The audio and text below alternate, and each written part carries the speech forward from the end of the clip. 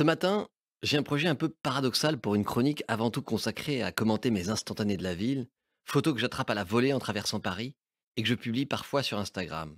Ces photos pour l'essentiel silencieuses mais qui disent pourtant si bien les bruits et les sons de la ville. À quelques heures de la réouverture en fanfare de Notre-Dame, dont j'ai suivi presque jour par jour les travaux depuis ce fatal incendie, au son crépitant du verre qui éclate, du bois qui travaille et du feu qui consume tout, nous nous apprêtons à entendre sonner à toute volée les cloches qui marquent les heures de la journée et rythment la vie des villages de France, mais qui, si nombreuses à Paris, s'y interpellent les unes les autres. Ces cloches qui ont retenti pour le 80e anniversaire de la libération de Paris l'été dernier, elles marquent dans le cœur de chacun d'entre nous un son familier, un son de l'enfance, qu'on entend parfois sans y prêter attention et qui pourtant nous donne l'heure et le sentiment de la durée que décrivait si bien Bergson dans son essai sur les données immédiates de la conscience, prenant entre autres pour exemple l'intériorisation intuitive que nous faisons tous des coups sonnés aux horloges de nos clochers. Ces cloches, elles peuvent aussi parfois agacer quand elles sonnent trop tôt le matin. J'ai le souvenir de réveil dès 8 heures le dimanche au son de l'église Notre-Dame des Victoires qui entrait dans la chambre de mon amoureuse sur la place des Petits Pères. Elle disait n'y avoir jamais fait attention avant de me connaître. Car nous ne ressentons pas tous le bruit de la même façon. Il y a des bruits qui sont attachants et d'autres qui sont agaçants, et ce sont les mêmes parfois. La ville, c'est le bruit, et c'est vrai à Paris depuis si longtemps. Au XVIIe siècle déjà, Nicolas Boileau décrivait les embarras de Paris. Tout conspire à la fois à troubler mon repos. J'entends déjà partout les charrettes courir, les maçons travailler, les boutiques s'ouvrir, tandis que dans les airs, 1000 cloches émues d'un funèbre concert font retentir les nus, et, se mêlant au bruit de la grêle et des vents, pour honorer les morts, font mourir les vivants. Chaque ville a ses bruits. J'associe le bruit de la mer à Rio ou à Tel Aviv, les sirènes de police incessantes ou les marteaux-piqueurs, même la nuit, à New York. Mais quand ils sont rares ou intemporels, les sons qui nous exaspèrent nous deviennent chers.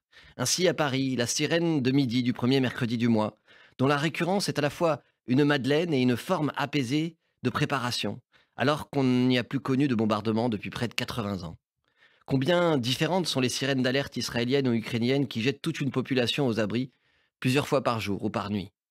À Paris, on a pourtant connu à nouveau le bruit des armes automatiques, dont beaucoup d'amis très proches du Bataclan me parlent encore. Je les entends à chaque cérémonie du 13 novembre 2015 quand nous nous tenons en silence, boulevard Voltaire. Je les entends retentir pour toujours à l'hypercachère quand nous y allumons les lumières du souvenir. Il y a, heureusement, les sons plus doux d'armes qui ont disparu, le bruit des fleurets, désormais mouchetés. Pendant le Covid, où les gymnases fermaient, j'avais accueilli sur le parvis de la mairie des séances d'entraînement en plein air qui formaient un magnifique ballet.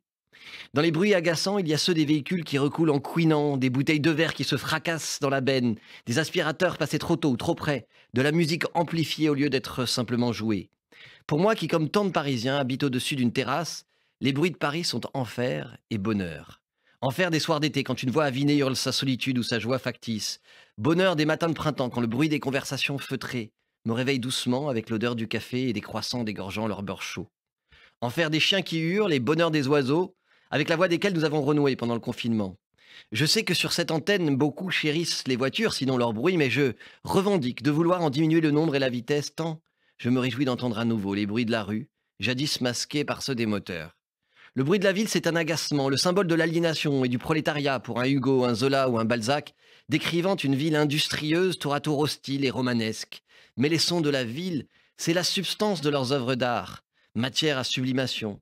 Bruit des machines ou de ces vieux métiers si bien décrits pour le XVIIIe siècle par Isabelle Bacouche et Sarah Gainsburger dans la ballade sonore Jean de la Seine, que j'ai déjà évoquée ici, et dont j'ai disposé les capsules que vous retrouverez en vous promenant le long de la Seine, telles ces blanchisseuses ou ces tripiers qu'on entendait crier sur les berges en plein travail.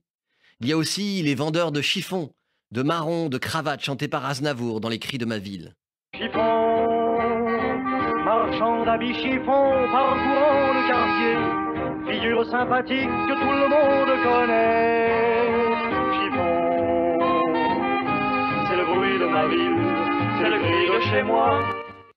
Il y a les vitriers, que je n'ai pas connus, mais qu'on entend encore crier «Vitrier!» en passant dans la rue dans les films de Truffaut. Et tous les poinçonneurs des lilas qui ont inspiré les Gainsbourg de la chanson. Ou Ali, le vendeur de journaux qui criait «Le monde, le monde!» et parfois nous annonçait pour rire «Le président américain assassiné» quand j'étais étudiant.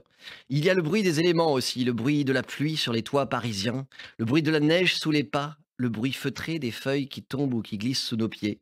Ces bruits qui nous égayent ou nous accablent l'âme en nous inspirant comme elles ont inspiré Verlaine et ses romances sans parole. Il pleure dans mon cœur comme il pleut sur la ville. Au bruit doux de la pluie par terre et sur les toits pour un cœur qui s'ennuie, oh, le chant de la pluie.